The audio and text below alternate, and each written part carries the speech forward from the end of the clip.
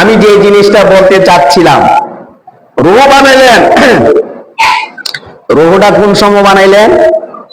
আল্লাহ বলেন, আমি রুহুদেরকে নিয়ে যখন সম্মেলন করি বা রুহুদেরকে নিয়ে যখন আমি বসি, তখন আমি আল্লাহ এই বসাটায় কোন মাসে বসেছি?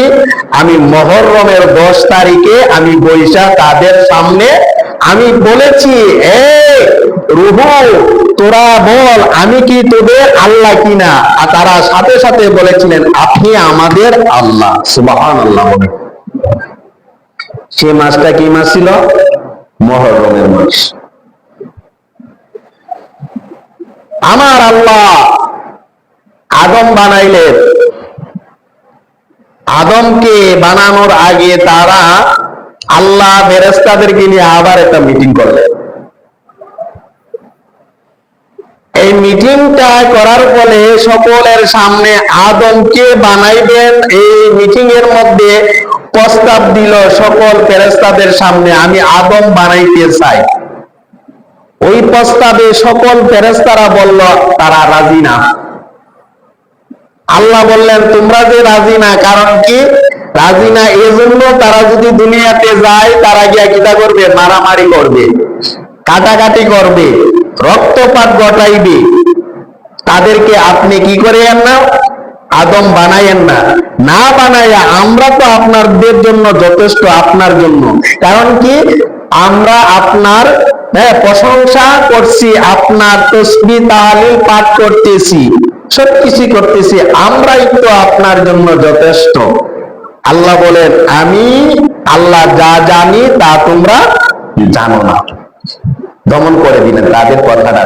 কি বলে? আমি আল্লাহ যা জানি তা তোমরা জানো না। ওই যে মিটিংটা করেছিলেন, ওই মিটিংটাই ছিল মুহররমের 10 তারিখ। সুবহানাল্লাহ বলুন, সুবহানাল্লাহ। আদম বানাইলেন। আল্লাহ পাক রব্বুল আলামিন আদম বানাইবেন। আদমকে কিভাবে বানাইবেন? আল্লাহ বলেন, আমি আদমকে বানাইব মাটি দ্বারা। আমি মাটি দিয়ে আদমকে সৃষ্টি করব। মনোযোগ, আদমকে কইতাছে, আমি আদমকে মাটি দিয়ে সৃষ্টি করব। মাটি কোথায় থেকে আনবো?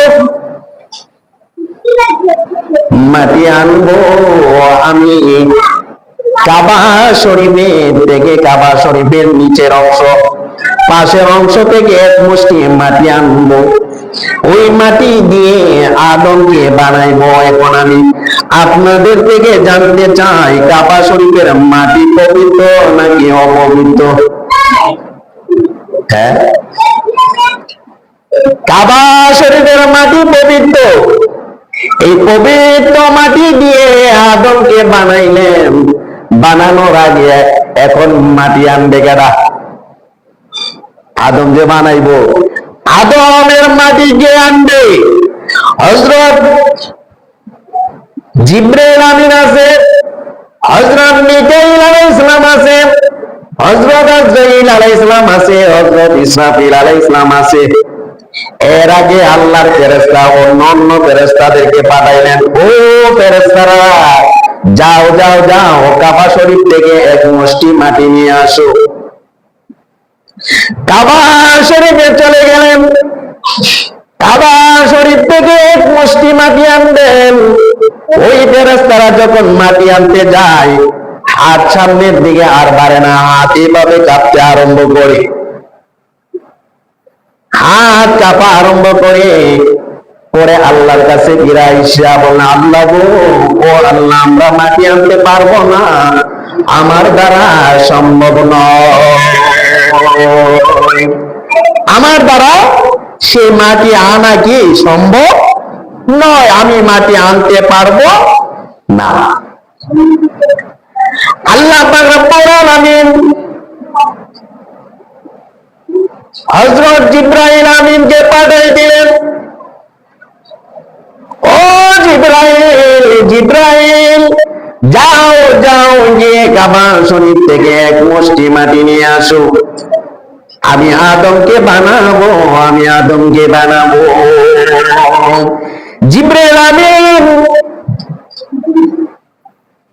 মাটি আনার জন্য কাবা শরীফের দিকে চলে গেলেন।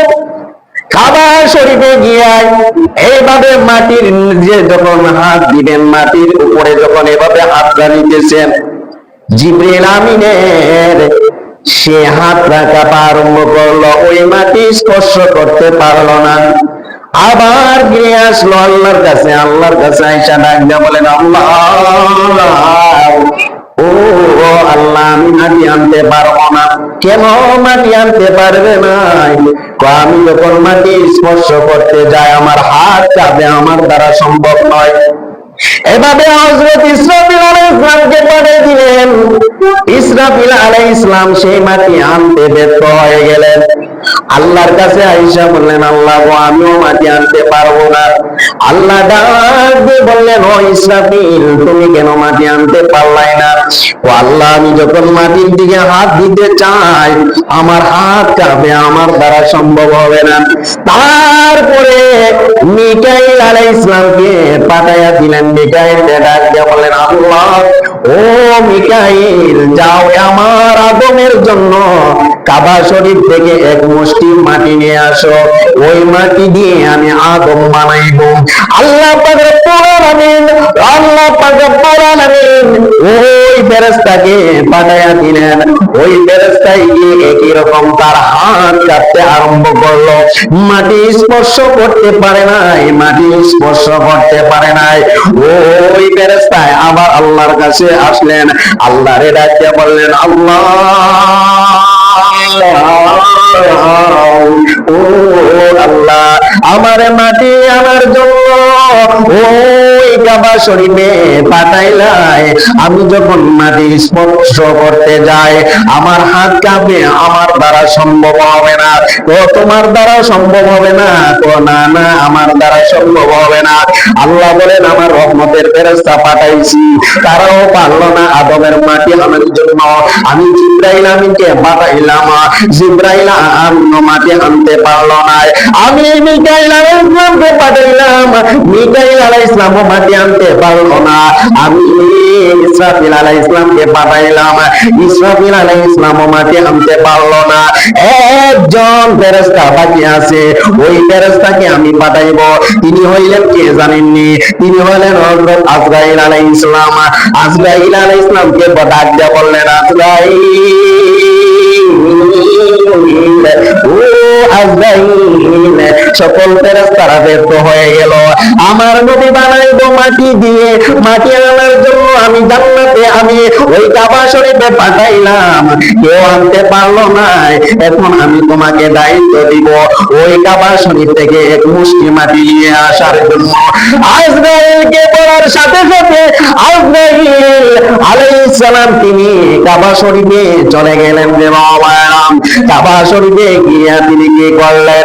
এক মুষ্টি থাপা দিয়ে তিনি এক মুষ্টি মাটি নিয়ে আসলেন। আল্লাহর সামনে এসে আল্লাহরে ডাক দিয়া বললেন, আল্লাহ আল্লাহ, আপনি হুকুম করেছেন, আমি মাটি নিয়ে আসলাম। আল্লাহ ডাক দিয়া বললেন, তোমার কি হাত কাঁপে নাই? তো কেন আমার হাত কাঁপবে? আপনি আমাকে হুকুম দিয়েছেন, আর আপনি, আমি হইলাম হুকুমের গোলাম। আপনি আমাকে হুকুম করার সাথে সাথে আমি তো আর বাধা দিতে পারি নাই। তো অন্য অন্য আমার ফেরেশতারাও তারা হাত কাঁপেছে, অনেক রকম কথা বলেছে, বুক কেঁপেছে, তারা কলিজা কেঁপেছে। তোমার কি কলিজাও কাঁপে নাই? ও আমার কোনো অঙ্গ প্রত্যঙ্গ কাঁপে নাই? আপনার হুকুম পাইয়া আমি কাবা শরীফ থেকে এক মুষ্টি মাটি নিয়ে আসলাম। আল্লাহ ডাক দিয়া বললেন, ও আজরাইল, তুমি এক মুষ্টি মাটি নিয়ে আসলাই, এই মাটিটা আমার এই স্থানে রেখে দাও। তখন এরপরে আল্লাহ ডাক দিয়া বললেন, আমি তোরে একটা দায়িত্ব দিব আদম সন্তানের জন্য, সেই দায়িত্বটা একটু অপেক্ষা কর। মুহূর্তের মধ্যে ওই মাটি দিয়ে হযরত আদম আলাইহিস সালামকে বানাইলেন, এই দেহটা বানাইলেন, অঙ্গ প্রত্যঙ্গ সব কিছু বানাইলেন। বানাইয়া এই যখন যখন রূহটা দিলেন, রূহটা দেওয়ার ফলে আল্লাহ পাক রব্বুল আলামিন ডাক দিয়ে বললেন, আদম, ও আদম, আমি তোরে বানাইলাম, তোর ভিতরে আমি রূহ দিলাম, এত সুন্দর করে আমি বানাইলাম, এখন তোমাকে আমি জান্নাতে দিয়ে দিব। জান্নাতে দেওয়ার আগে আল্লাহ পাক রব্বুল আলামিন তিনি কি করলেন, আদমের সম্মান বাড়ানোর জন্য সকল ফেরেশতাদেরকে ডাক দিলেন, ও আমার ফেরেশতারা, ফেরেশতারা রে তোরা আমার সামনে আর। সকল ফেরেশতারা আল্লাহর সামনে আইসা দাঁড়াইলেন। আল্লাহ ডাক দিয়ে বললেন, দেখো আমি আদম বানাইলাম। তো আল্লাহ, আমরা তো দেখলাম আপনি আদম বানাইলেন, এখন আমার একটা কথা হইল, তোমরা আদমকে সিজদা করবাই, আমার হুকুম হলো তোমরা আদমকে সিজদা করবাই। সকল ফেরেশতারা আল্লাহর কথা শুনে যায়, আমার বন্ধুরা আদমকে সিজদা করলেন রে বাবারা। একজন ফেরেশতা সিজদা করলেন না, সেই ফেরেশতাটা হলো ইবলিস। ইবলিস ফেরেশতায় ওই আদম নবীকে সিজদা করলো না। আল্লাহ ডাক দিয়া বললেন, ইবলিস, ও ইবলিস, তুই আদমকে কেন সিজদা করলি না? তুই আদমকে কেন সিজদা করলি না?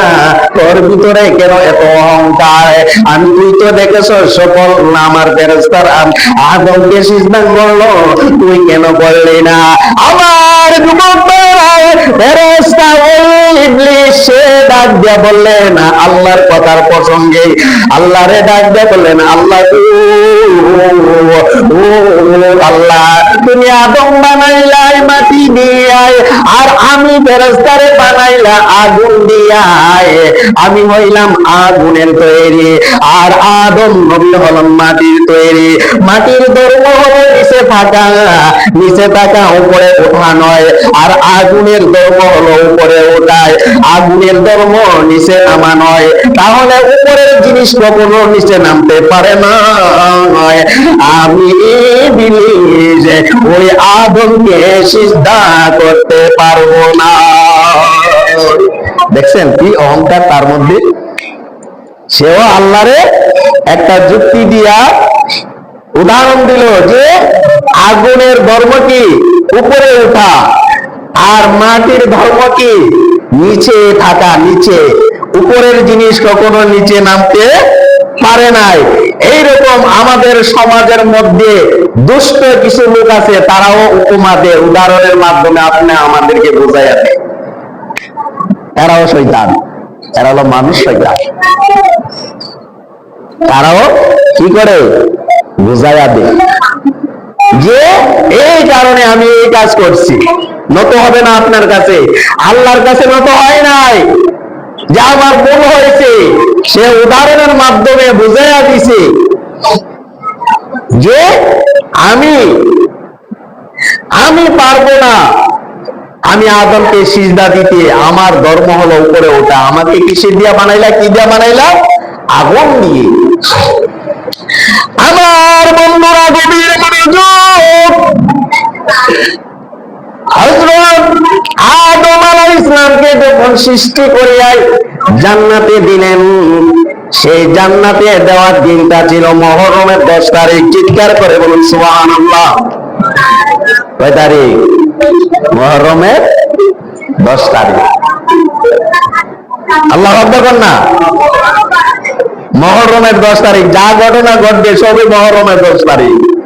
এই জন্য মুহররমের 10 তারিখে কি ঘটাইলা রাব্বানা, দয়াল কি ঘটাইলা রাব্বানা, কলিজা মোর পেটে যাইগো শুনিলে তার ঘটনা।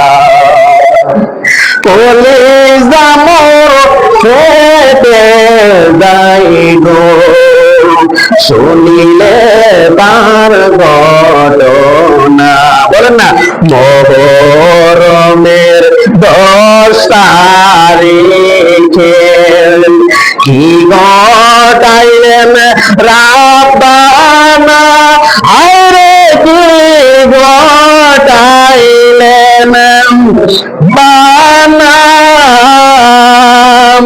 কলিজা মোর পেটে যাই গো শুনিলে তার ঘটনা, কলিজা মোর পেটে যাই গো শুনিলে তার ঘটনা। আস্তে আস্তে ধারাবাহিক বলবো। আদম পাঠাইলেন জান্নাতে, আদমকে যখন আবার জান্নাত থেকে আবার কোথায় দিলেন, দুনিয়াতে পাঠাইলেন, সেই দিনটাই ছিল মুহররমের 10 তারিখ। চিৎকার করে বলুন সুবহানাল্লাহ। আমার বন্ধুরাই, হযরত মুহাম্মদ আলাইহিস সালাম আল্লাহ পাক রব্বুল আলামিন পয়গম্বর হিসেবে পৃথিবীতে প্রেরণ করলেন। প্রেরণ করার ফলে একটা দায়িত্ব দিলেন, তিনি দায়িত্বগুলা পালন করতেছেন শেষ পর্যন্ত তার জীবনে যতদিন ধরে দুনিয়াতে বেঁচে ছিলেন, ওই সময় তার ধর্মের মুসলমান বানাইছিলেন, তার ধর্মের অনুসারী বানাইছিলেন 40 জন পুরুষ, 40 জন নারী, কতজন? 80 জন সর্বমোট এই তার ধর্মের মধ্যে গ্রহণ করেছিলেন। 40 জন নারী, 40 জন পুরুষ বানাইয়া তিনি ব্যর্থ হয়ে গেলেন। ব্যর্থ হয়ে আল্লাহর কাছে দোয়া করেন, আল্লাহ গো, ও আল্লাহ, তারা আমার কথা শুনে নাই, আমি যদি বলি এইভাবে তারা চলে সেইভাবে। মাত্র আমার কাছে 40 জন নারী, 40 জন পুরুষ আপনার ধর্মে গ্রহণ করেছি, এই ধর্মের মধ্যে গ্রহণ করেছি, এখন আমি ব্যর্থ হয়ে গেলাম, আপনি তাদেরকে মেরে ফেলেন। আল্লাহ ডাক দিয়ে বলেন, আমি মেরে ফেলতাম তো? হ্যাঁ, আপনি মেরে ফেলেন। কিসের মাধ্যমে? হযরত নূহ আলাইহিস সালাম তিনি বললেন প্লাবনের মাধ্যমে তাদেরকে মেরে ফেলেন। আল্লাহ বলেন, ও আদম, ও নূহ, তাহলে তোমার যে ধর্মে যারা অনুসারী ছিল 40 জন নারী, 40 জন পুরুষ, তাদেরকে তো বাঁচাইতে হবে। তো নূহ নবী বললেন, আল্লাহ তাদেরকে বাঁচাইতে হবে, বাঁচানোর জন্য তো একটা ব্যবস্থা করতে হবে, এমনিতে তো আমি বাঁচাইতে পারবো না, তুমি তো একটা ব্যবস্থা করতে হবে। ও ব্যবস্থা আমি কি করবো? তাহলে একটা কিস্তি বানাও, নৌকা বানাও। আল্লাহর কাছে ডাক দেয়া বললেন, আল্লাহ গো, এই এত বড় নৌকা আমি কোথায় থেকে বানাইবো?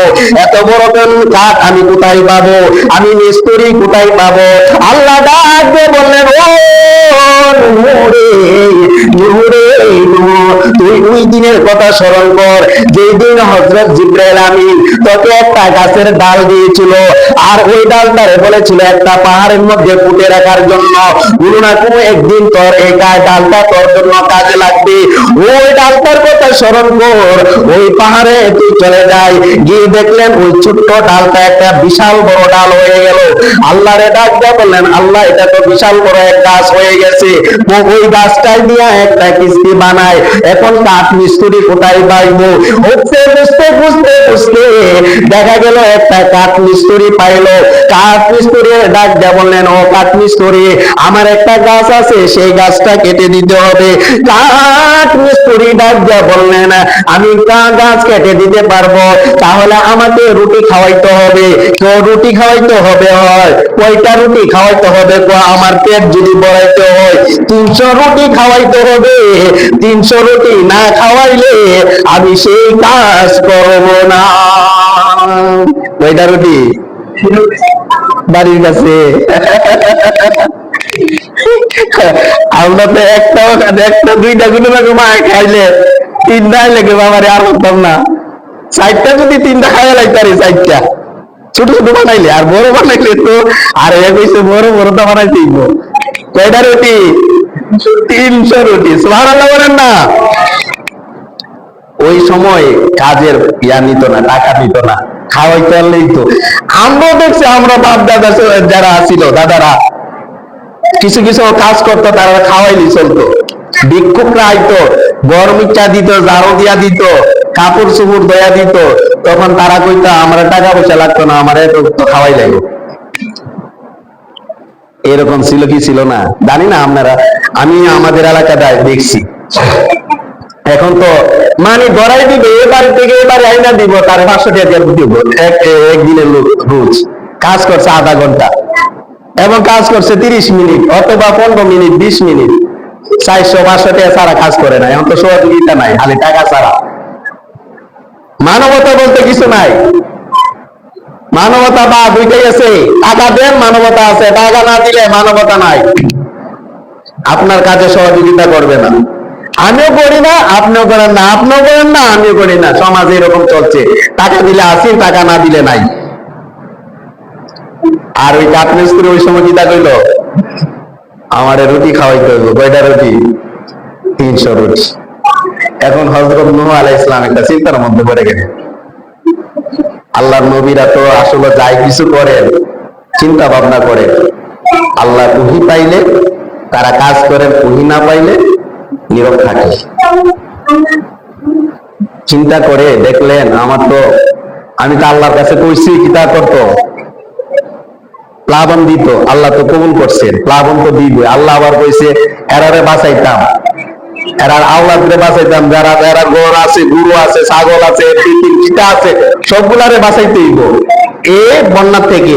তাহলে তো বিশাল বড় এক কিস্তি বানাইতে হবে, ঠিক কিনা?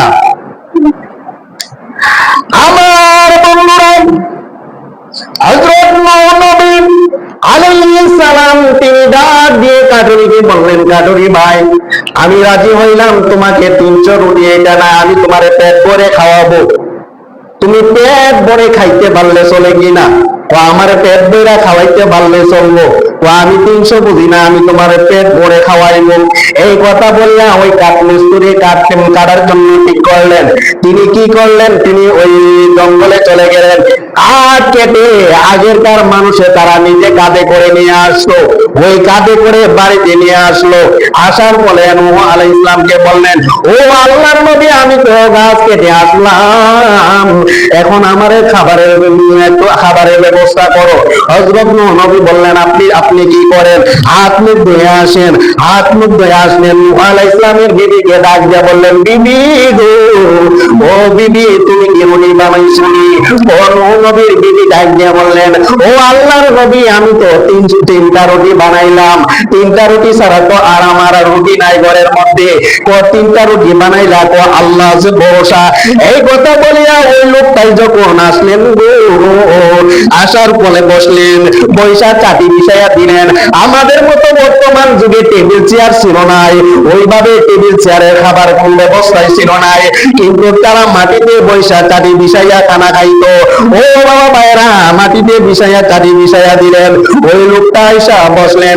নূহ নবী কি করলেন? একটা বাটি দিয়ায় গরুর গোশত, একটা বকরির গোশত আইনায় তার সামনে দিল, আর 3টা রুটি দিল। 3টা রুটি সামনে দিয়া ওই রুটিটা বললেন, নেন আপনি খান।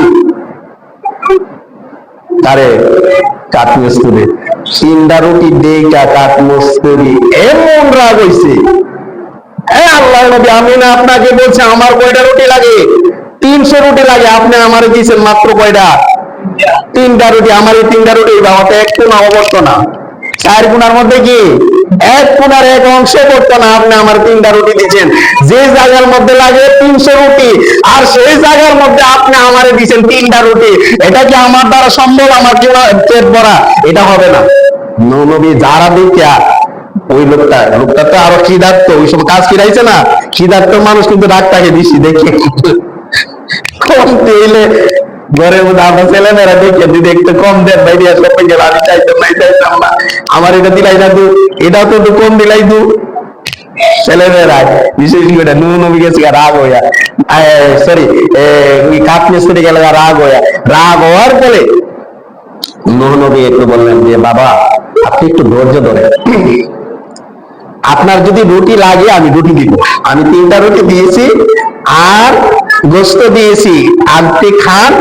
তবে খাওয়ার আগে আমি একটা দোয়া বলবো, এই দোয়াটা আপনি পড়বেন, এই আয়াতটা পড়বেন।